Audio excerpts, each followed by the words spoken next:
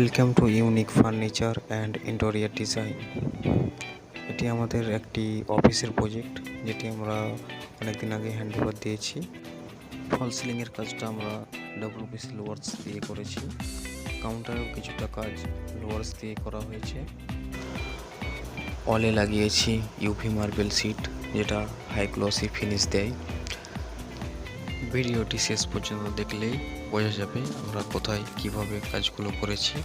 ইন্টেরিয়রের সমস্ত কাজ আমরা করে থাকি।